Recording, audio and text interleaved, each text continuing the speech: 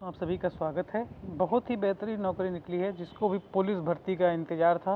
Bihar police भर्ती निकल चुकी है और इसी के साथ एक और अच्छी खबर आ रही है कि यूपी पुलिस भर्ती यानी उत्तर प्रदेश पुलिस की जो भर्ती है कांस्टेबल की, वो अराउंड 60,000 पदों पर आने वाली है, जिसमें एज रिलैक्सेशंस के लिए मामले चल रहे हैं। 3 साल एज छूट मांगी जा रही है, तो वो भी आने वाला है जल्द ही। उससे पहले ही बिहार पुलिस की भर्ती आ चुकी है, ऑफिशियल नोटिफिकेशन है, जिसमें कुल 21,391 पद हैं, जिसमें महिला पुरुष जिसने भी 12वीं की है सब अप्लाई कर सकते हैं। सारी की सारी जानकारी आपको इसी वीडियो में मिलेगी। क्या होने वाली है आपकी सैलरी, एज लिमिट क्या है, फिजिकल कैसे होगा, एग्ज़ाम पैटर्न से लेकर के सारी जानकारी आपको इसी में मिलेगी। चीज़ें लेकर के चलते हैं आपको ऑफिशियल पीडीएफ पर, ऑफिशियल नोटिफिकेशन पर। उससे पहले आपसे विनम्र निवेदन है कि ऐसे ही गवर्नमेंट जॉब अपडेट्स के लिए चैनल को सब्सक्राइब अवश्य कर लीजिएगा, बेल आइकन को भी प्रेस कर लीजिएगा। चलिए लेकर के चलते हैं सीधे ऑफिशियल नोटिफिकेशन पर। देख सकते हैं कि हम लोग सीधे ही आपको लेकर के आ गए हैं केंद्रीय चयन परिषद के द्वारा जो ऑफिशियल नोटिफिकेशन है। ये सरदार पटेल भवन, छठा तल, ब्लॉक ए, जवाहरलाल नेहरू मार्ग, पटना से द्वारा ये जो जारी किया गया है ऑफिशियल नोटिफिकेशन, वहाँ पर लेकर के आ गए हैं। ये 20 तारीख को ही नोटिफिकेशन आ गया है। अब इसमें पद बढ़ने की संख्या है, तो जब भी लास्ट डेट रहता है कुछ ना कुछ पद तो बढ़ ही जाते हैं। अराउंड मान के चलिए कि 25,000 तो हो ही जाएगा। तो यहाँ पर आप देख सकते हैं कि जो लेवल है 21,700 से लेकर के 59,000 यानी 69,000 यानी 69,100 तक आपकी सैलरी रहेगी। ये वेतनमान लेवल 3 के अनुसार है, और इसके अलावा तो आपको पता ही है क्या क्या मिलता है। उन सबको मिला करके आपकी सैलरी अराउंड 40-50,000 रुपये बनेगी। और अगर आप एथिकल तरीके से कार्य करते हैं तो इतनी सैलरी बनेगी, और अनएथिकल तरीके से कार्य करते हैं तो फिर तो कोई सैलरी की लिमिट नहीं है, जो करना नहीं चाहिए किसी को। अब देखिए, इसमें बता दिया गया है कि आपको कौन कौन से पदों पर भर्ती जारी की गई है, और इसमें आप पढ़ सकते हैं कि सिपाही संवर्ग, सामान्य, ये सब पद आप पढ़ सकते हैं। इसको आप पूरी तरीके से पढ़िएगा। हम सीधे लेकर के चलते हैं आपको इसमें क्या क्या आपको योग्यताएं मांगी हैं और क्या क्या इसमें कैसे कैसे भर्ती होगा। तो पहले देखो भैया, इसमें आपकी लिखित परीक्षा अंतिम मेधा सूची का आधार नहीं होगी। लिखित परीक्षा केवल शारीरिक दक्षता और माप परीक्षा के लिए क्वालिफाइंग होगी, यानी कि जो आपका रिटन एग्ज़ाम है इसका कोई रोल नहीं होने वाला है, बस इसको आपको क्वालिफाई करना है। मेन फोकस आपको रखना है आपके फिजिकल पर, जो दौड़ होने वाली है क्या क्या उसमें भी होगा, फिजिकल कैसे होगा उसके बारे में भी अभी आपको बताते हैं। लेकिन लिखित परीक्षा क्वालिफाइंग है, इसका मतलब ये नहीं है कि बिल्कुल नहीं पढ़ना है, क्वालिफाई तो करना ही करना है।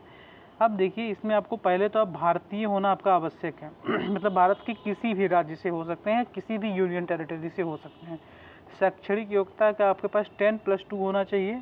बिहार राज्य को या कहीं से भी बिहार राज्य सरकार के मदरसा बोर्ड द्वारा या किसी भी बोर्ड द्वारा आपको 10+2 होना चाहिए 1/8/2022 तक, यानी कि 1/8/2022 को आपका 10+2 कंप्लीट होना चाहिए। अब देखिए, अगर बिहार राज्य के संस्कृत बोर्ड द्वारा या बिहार राज्य के मदरसा बोर्ड द्वारा भी आप हो सकते हैं, कोई दिक्कत नहीं है।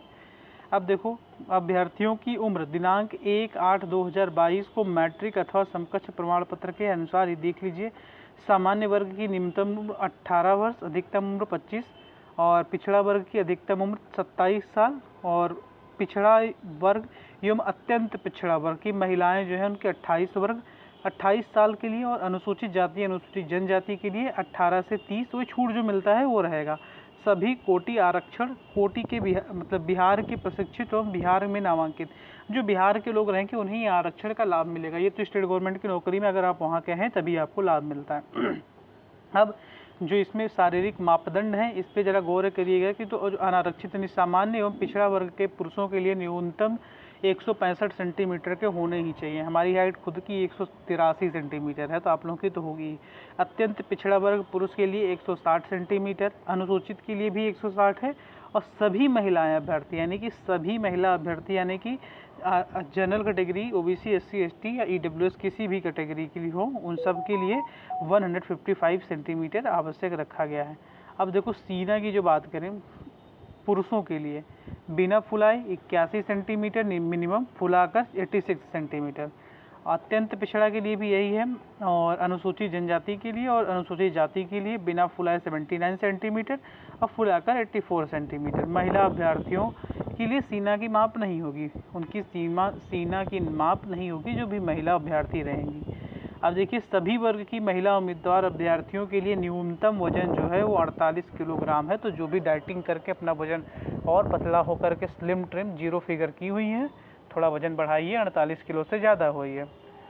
और देखिए किन्नर, कोथी, हिजड़ा, ट्रांसजेंडर, थर्ड जेंडर वाले अभ्यर्थियों के लिए शारीरिक मापदंड एवं शारीरिक दक्षता परीक्षा का मापदंड महिला अभ्यर्थियों के सम्मान होगा। यानी कि जैसे भी जो भी ट्रांसजेंडर या थर्ड जेंडर से जो लोग आते हैं उनके लिए भी जो भी सारे मापदंड रहेंगे, जो महिलाओं के लिए मापदंड है, यानी कि हाइट जितनी महिलाओं के लिए 155 सेंटीमीटर उतना उनके लिए, सीने के चेस्ट, सीने का फुलाकर या सीना ऐसे भी इनका टेस्ट इनका भी नहीं होगा, और जो न्यूनतम वजन 48 किलोग्राम रहेगा। नियुक्ति की प्रक्रिया देखो भैया, प्रथम चरण लिखित परीक्षा होगा। लिखित परीक्षा का स्तर बिहार विद्यालय परीक्षा समिति के 10वीं के समकक्ष जो होता ही है ये, लेकिन सिर्फ पासिंग मार्क्स है। प्रश्न पत्र 2 घंटों के एक प्रश्न पत्र में कुल 100 प्रश्न होंगे।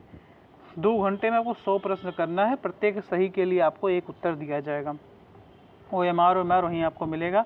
पाठ्यक्रम देख लो भैया, आपका लिखित परीक्षा हिंदी, अंग्रेजी, गणित, सामाजिक विज्ञान, इतिहास, भूगोल, नागरिक शास्त्र, अर्थशास्त्र, विज्ञान, भौतिक, रसायन, फिजिक्स, केमिस्ट्री जो भी है, बायोलॉजी, सामान्य ज्ञान और समसामयिक मामले से संबंधित वस्तुनिष्ठ प्रश्न, करंट अफेयर जो रहेंगे सब आएंगे। लिखित परीक्षा में 30% से कम अभ्यर्थियों को शारीरिक दक्षता परीक्षा के लिए असफल घोषित कर दिया गया। मिनिमम आपको 30% मार्क्स लाने हैं, चाहे जिस कैटेगरी से बिलोंग करते हैं। लिखित परीक्षा अंतिम मेधा सूची का वही फिर बताया गया है।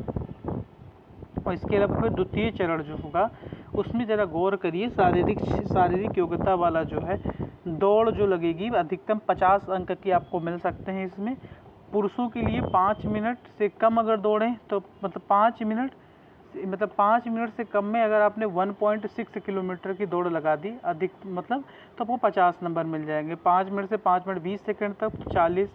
और उसके अलावा देखते चले जाइए, यही है क्राइटेरिया। नेक्स्ट आपको बढ़ाते हैं 6 मिनट से अधिक जिसने भी ले लिया 1.6 किलोमीटर दौड़ने में, उस पुरुष को असफल घोषित कर दिया जाएगा। अब सभी कोटि की महिलाओं के लिए 1 किलोमीटर से रखा गया है, अधिकतम 5 मिनट रखा गया है। 5 मिनट से अधिक ले लिए तो आप असफल घोषित हो जाएंगे। 4 मिनट से कम लिए तो 50 अंक, 4 से 4 20 तक लिए तो 40, यही सेम क्राइटेरिया है। उसके अलावा 50 नंबर की दौड़ हो गई। फिर गोला फेंक 25 नंबर, सभी पुरुषों के लिए 16 फीट से 17 फीट तक जिसने फेंक दिया 9 नंबर, 20 फीट से ज़्यादा जिसने फेंक दिया उसको 25 नंबर। 20 फीट फेंकना बहुत मुश्किल होता है।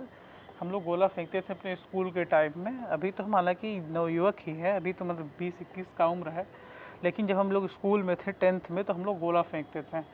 मैक्सिमम 16, 17, 18 तक फेंक लिया जाता था। उसके आगे फेंकने में हाथ का ये पोर्शन, कंधा जो होता है, ये बहुत तेज़ दर्द होता था। हम लोग स्कूल में बहुत मज़े करते थे, कबड्डी वबड्डी सब खेलते थे। अब देखिए 16 फीट से कम जो गोला फेंकेगा उसे असफल घोषित कर दिया जाएगा। सभी महिलाओं के लिए भैया देखो, उसमें आपको 12 फीट से कम नहीं फेंक सकते हैं, 16 फीट से ज़्यादा फेंकेंगे तो 25 अंक मिल जाएगा। ऊंची कूद भी 25 अंक का होगा। सबका क्राइटेरिया आप लोग देखते जाइए। न्यूनतम 4 फीट पुरुषों को कूदना ही कूदना है और महिलाओं को न्यूनतम 3 फीट कूदना ही कूदना है। उससे नीचे गए तो भैया घर चले जाना। अब देखो नियत समय पुरुषों में दौड़ पूरी करने जो भी जैसे 5-6 मिनट था, तो 6 मिनट में अगर पुरुषों ने 1.6 किलोमीटर कर लिया तो नेक्स्ट राउंड के लिए क्वालिफाई कर जाएंगे। लेकिन अगर नहीं कर पाए तो वहीं पर असफल घोषित कर दिया जाएगा उन्हें।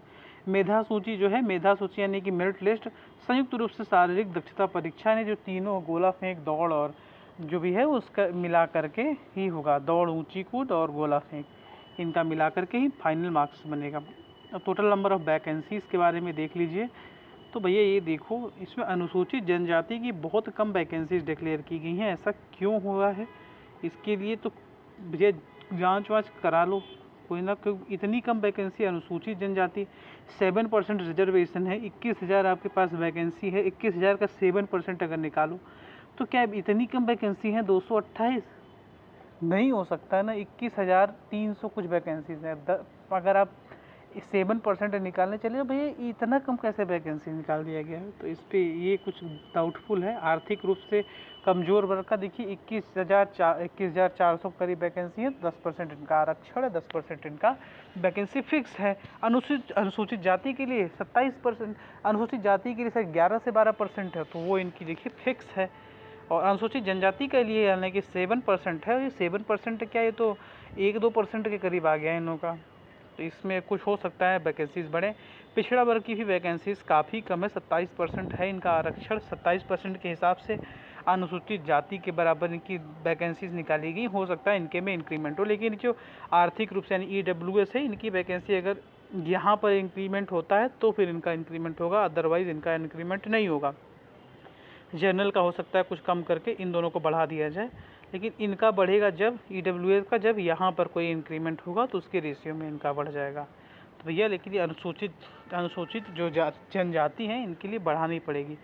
ट्रांसजेंडर जो है भैया 56 पिछड़ा वर्ग में, यानी कि अत्यंत पिछड़ा की जब हम लोग बात कर रहे थे तो ये 3842 निकला। पिछड़ा वर्ग में 2570, इसमें 56 ट्रांसजेंडर की नौकरियां रहेंगी। ट्रांसजेंडर एंड थर्ड जेंडर वालों के लिए रिजर्व्ड है। पिछड़े वर्ग की महिला के लिए 655 पोस्ट रिजर्व है। अब कई लोग क्या करेंगे, इसमें घूस के बारे में ट्राई करेंगे, तो उससे बढ़िया है पढ़ के निकालो। अब अगर घूस चल गया तो फिर क्या किया जा सकता है, फिर तो कुछ नहीं किया जा सकता ना, लेकिन पढ़ने का प्रयास करो। अब ये सब देख लेते हैं, आगे कुछ ऐसी बड़ी बातें हैं नहीं। विभाग के बारे में बता दिया गया है कि सामान्य प्रशासन विभाग के 428, गृह विभाग के 56। सबसे बढ़िया नौकरी शांति से करो, और इसमें आरक्षण जो भी जो फिक्स्ड है वही आपको मिलेगा। तो उम्मीद करते हैं आपको अच्छे तरीके से कन्वे कर पाए होंगे। जो भी पूछना होगा कमेंट बॉक्स में कमेंट करके पूछिएगा, और जो भी ना समझ में आया हो पूछ लीजिएगा। PDF चाहिए होगा तो कमेंट बॉक्स में कमेंट कर दीजिएगा, हम अपने टेलीग्राम चैनल का लिंक दे देंगे और वहाँ से जा कर के आप डाउनलोड कर लीजिएगा। यहाँ पर हम आपको दिखाना चाहते थे फ़ीस कितना लगने वाला है इसका फॉर्म का, लेकिन वो कहीं पर मेंशन था, हमने पढ़ा था, लेकिन इस समय हमको दिख नहीं रहा है। चलिए अगर होगा तो हम डिस्क्रिप्शन बॉक्स में डाल देंगे कि कितना फ़ीस इसमें पड़ने वाला है। कहीं पढ़े थे कि 300 या 400 रुपये था, लेकिन अभी इस समय दिख नहीं रहा है। ये दिख गया ना यहाँ पर। देखिए सामान्य वर्ग के लिए चाहे महिला हो चाहे पुरुष हो, ऑनलाइन आवेदन 675 रुपये।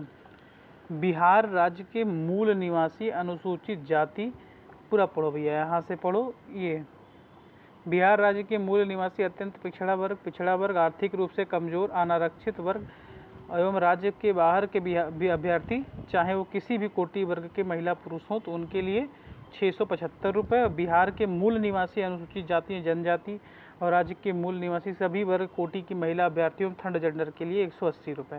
यानी कि general category OBC SC OBC EWS या किसी अदर स्टेट से भर रहे हैं तो 675 रुपया भरना पड़ेगा आपको। बिहार से हैं अनुसूचित जाति अनुसूचित जनजाति थर्ड जेंडर महिला तो 180 रुपये आपको पड़ेगा। उम्मीद करते हैं अच्छी तरीके से कन्वे कर पाए होंगे। सारा फॉर्म ऑनलाइन फिल होगा। ये बात समझ में अच्छी है कि सब चीज़ें ऑनलाइन फिल होती हैं ना, तो ऑफलाइन में आधी वैकेंसियाँ ऐसे ही फिल कर दी जाती थी। अपना बहुत ख्याल रखिएगा, हंसते रहिए, मुस्कुराते रहिए। चैनल को सब्सक्राइब कर लीजिए, बेस बढ़ाइए, पार करवाइए सब्सक्राइबर्स को जल्दी से जल्दी, तो नए जॉब अपडेट्स आते रहेंगे। चैनल को सब्सक्राइब करके अवश्य रखिएगा। जय हिंद, जय भारत, भारत माता की जय। अपना बहुत ख्याल रखिए।